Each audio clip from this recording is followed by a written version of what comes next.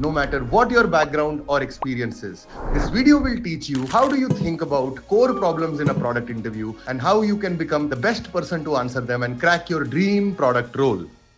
The structure of today's session fundamentally is that I will first solve a problem in 10 minutes, right? Where I will try to teach you how I think about the problem, how I approach it, right? And in 10 minutes, I will quickly run through the problem and you get the overall structure कि इस तरीके से मुझे product sense की problem को approach करना चाहिए और this is how I should approach it. No matter what type of product interview you do, there are like 5 major obstacles or hurdles or problem structures that you have to solve for in good companies, right? Which understand the role of a product manager and how I define a good company where the product itself has a very strong virality quotient, right? Something that it sells itself. Like for example, a product like Calendly, a very simple product which you use on. So a good product, the definition of a good product is that there is more organic engagement on the product by itself. By itself, you start using it by itself. It's Google Meets, right? Eventually, because of the distribution, you've started using that across. And that's why when there is so much more engagement in the product, you can discern user behavior. So utility is a very strong indicator. So what we test in product sense, we try to understand that can you really think from a vision point of view and boil down to the right pain points and come up with some kind of a solution, which is actually discerning the user behavior. Or for example, if I make a button and in that button, whether there is utility of that button to do some action or not, right? It can be a sign up button. It can be set up a meeting. It can be do something around that. And this thinking process becomes all the more relevant in the age of AI. Before even you delve into the execution or the solution side, the thinking process has to be very correctly done. Then only you will be able to write the right prompts, the right structure, the right execution that you want to get done. Okay? So आज हम product sense को क्यों execute करें? Because this is the way to think about these macro or micro product decisions. Can you do it in a 60-minute kind of a setting in an interview? And that is what we have to today try to understand. Okay? So what are product sense questions in the fundamentally, right? Product sense questions test your intuition and approach to solving ambiguous real-world problems, right? Questions like, how would you improve the parking experience? Design a better petrol pump. How would you improve Spotify? Right? How would you essentially make some change in a product which can improve or fundamentally increase user engagement, relevant user engagement on the product, right? That is your ability to think empathetically, creatively, and systematically. These questions are not about perfect answers. In a product sense round, nobody is really discerning the final idea that you're putting across, but they are definitely discerning how you arrived at that idea while taking the right necessary assumptions while you do the product sense problem with someone, like asking the right questions, asking clarifying questions, understanding user personas very well, right? So let me take a problem. One problem is like, for example, we have to design a better petrol pump. आज सुबह ही मैं इस बारे में सोच रहा था, and more often than not, this is a Bangalore problem that you have to understand. So I was thinking, so the question like for the interviewer would tell you, design a better petrol pump or fuel booking experience at a gas station. What interviewers are truly evaluating, they're understanding first and foremost, do you discern the user persona very well? Do you prioritize their needs very well? Do you come up with very good ideas to understand and solve this problem? Do you marry that idea to your vision, right? From a vision, do you come up with the right features? Do you prioritize the right features? You come up with the right success metrics, and eventually you come up with the pitfalls or assumptions that you have made across the problem, right? So this entire structure in itself tells that you have thought from top down, like from what is your vision, and eventually boil down to the bottom up solution of what you will actually do. So this is typically a 7-step framework that people typically do, right? Whenever a question is thrown, like for example, I throw this question at Nishant and say, Nishant, let's together describe a better petrol pump kind of or a gas station experience where people can fulfill their gas or fill their gas and not only feeling frustrated and make it a very enjoyable experience in general, right? So the first thing is that you will try to identify who are my users. Is it like a commuter, daily commuter that comes? Is it like a business person, a truck owner persona, someone who is a homemaker? And try to discern what are the user personas that would definitely go to a petrol pump. And more often than not, it's a daily IT sector commuters who commute it across. They have their own cars, they have their own bikes, so they would want to put petrol across. Then we secondary move to articulating the pain points. We pick up one persona and say, okay, I see that in cities like Bangalore, that's my assumption, in cities like Bombay, in cities like Pune, in cities like Hyderabad, in cities like Chandigarh, there is a lot of IT crowd. right? So that will be my primary persona, because these are cosmopolitan places, right? Where majority people come for jobs. So then we essentially move to articulating the pain points. Then eventually we'll brainstorm solutions. Then we'll come to articulate the vision, then go in deep in solution, define success metrics, and address pitfalls. This is the order that you will have to understand. Now let's assume somebody asked this question, Shravan, let's start by designing a very good petrol pump experience where people feel not utilitarian, but enjoy that experience. How will you do it? So the first thing would be, okay, let me make some assumptions about it. One, I am thinking of these petrol pumps in cosmopolitan cities in India. Then second, the person might ask, what do you mean by cosmopolitan cities? I am saying only metro cities. People which have a population of maybe around 10 million or more on an average, and simultaneously has a strong bent of IT services and startup segment in those cities. Make a very basic assumption of that I'm doing it here. The person might say, great, this is a nice assumption. Now I will say, okay, the starting would be that I will discern the user personas. What are those user personas? The first persona would be daily commuters, rush hour visitors who need quick, efficient service to get home to or office. Second, truck drivers, long-haul travelers seeking reliable stations with amenities during extended journeys. And finally, business professionals, right, who value convenience and premium service options, right? The best approach is to systematically go through all user segments.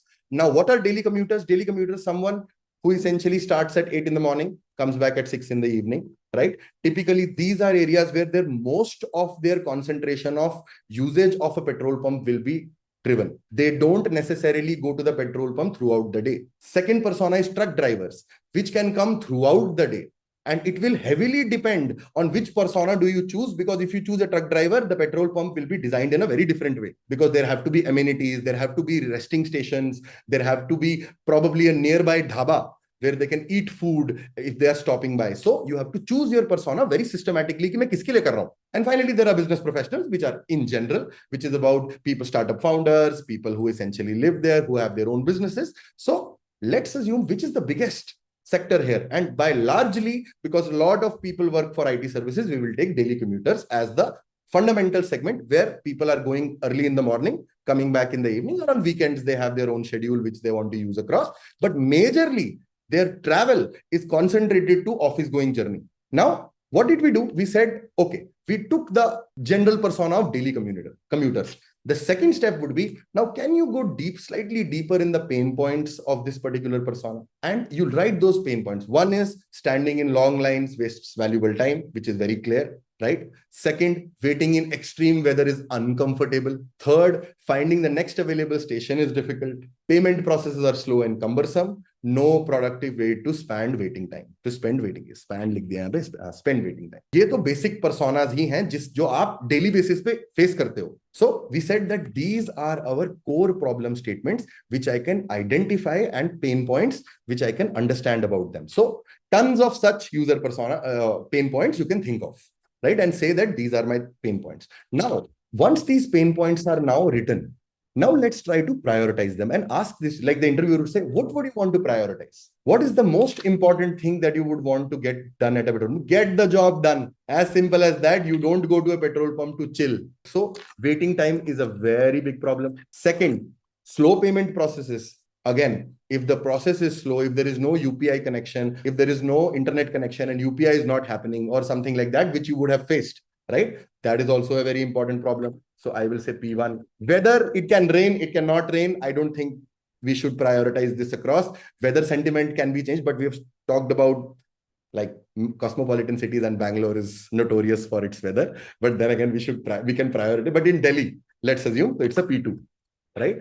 Fraud, very important, because people are paying money, right? So fraud should not happen. So it's a P0, right? Quality of fuel, you can discern, you cannot discern, because what is coming out of the pump, not so it is not effectively very possible for you. And I don't think people give a lot of importance, well, as much as I've seen, right? Where they probably choose a different fuel type, but not necessarily test that jo mujhe fuel mil raha hai, wo acha hai ki nahi hai. P3, and it is very hard to even solve this problem in the first place, because it's heavily supply driven, right? And finally, hecklers, it's not a P1 problem, it's a P4 problem, but I think easy to solve. Now we have prioritized also, right? Where we said that wasting time is the most important thing, that we should not waste time. We should not feel like, the customer should not feel like that I'm wasting my time. Not only wasting your time, but I also want to optimize the time spent process or the payment process so that I can minimize the time spent in that station. It is beneficial for the station also because they can carry more people, right? If they can minimize this. Third, cumbersome weather alignment may happen, may not happen. We will not prioritize that across. Fraud, very important because everybody is doing a payment, right? And if there is fraud detection, it brings a lot of trust on the gas station that it's a place where I will not, and that is very, very important. Quality of fuel, important hai, but you can't discern. There is no effective way for the end user to discern this unless and until, and it is not something that most people really talk about, right? And finally, hecklers and beggars selling services. You can streamline this. It is an easy thing. So I will choose first wasting time. And the second part is already coupled into it. And fourth is also coupled into the first pain point that I effectively wish to solve for, right? And last is, if you wish, if you get time in the interview, you can say, how do I solve for the hecklers wala problem? Makes sense. So we'll do queue optimization in some way, right? We'll enhance the experience of while standing in the queue, because I said wasting time I want to solve for. Right? I come up with some solutions, say that I will optimize the queue. Maybe I can plan it in a better way. Maybe there are better area places that I can put across that people can stand in a certain way. Second, while they are standing in a queue, can I just give Wi-Fi and say that you can use your Wi-Fi while you are in a long queue and you can use that across? And third, is there a way to do a frictionless payment? And a lot of few petrol pumps have already done this. Why have they created the Shell app?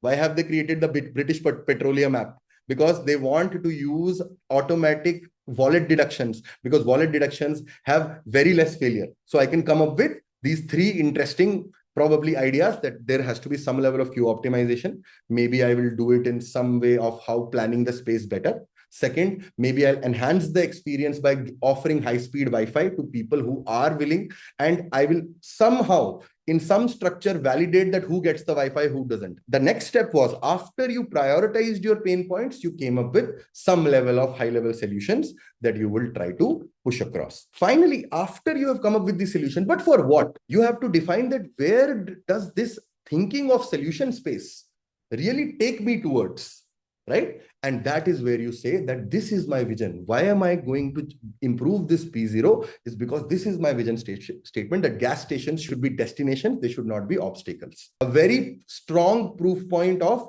why all these changes, what will they effectively do for me, right? It will make the experience of the end user more enjoyable at a place where he doesn't experience or expect that enjoyable experience in the first place. It paints a vivid picture of success, that people are happy, right? People are smiling. There is no hassle around it. Second, it is memorable in some way. They remember it. Oh, wow, I got a Wi-Fi at that station. So it's memorable. So you will say, even if there are 3 stations nearby, you will choose this one, right? And finally, it helps them connect emotionally also, because you said maybe you improve the service or the queue optimization in such a way that everybody does namaste.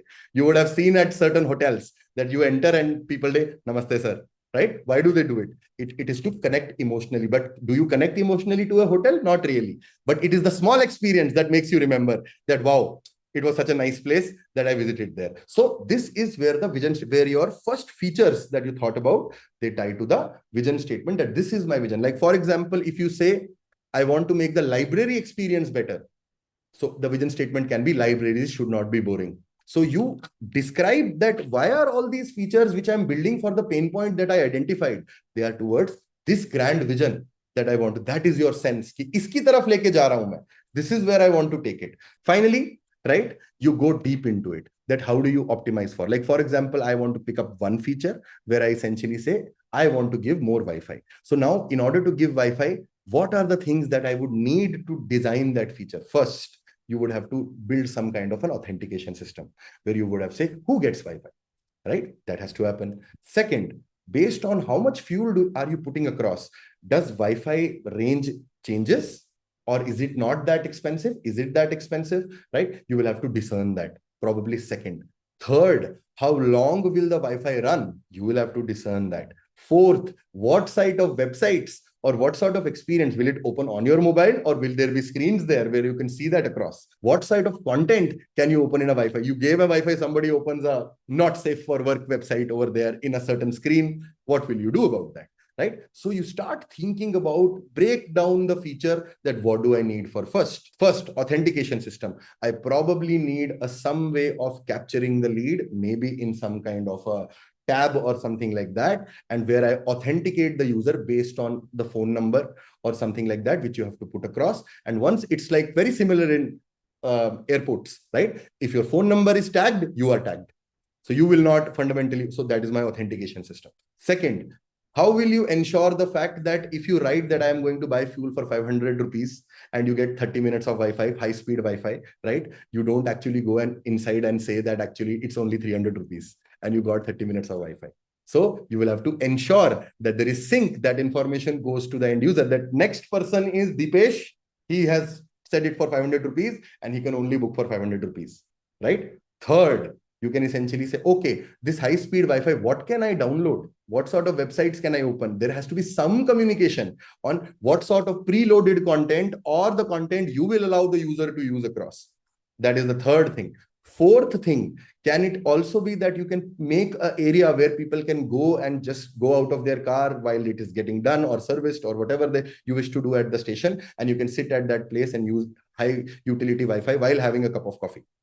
Right? That is fourth. So you essentially laid the foundation of saying, I want the user to effectively optimize his time at the petrol pump. That can happen by the user using different engagement modes. One of the modes is giving them the ability to surf the internet while they are at the station, but in a restricted, in a more structured kind of manner.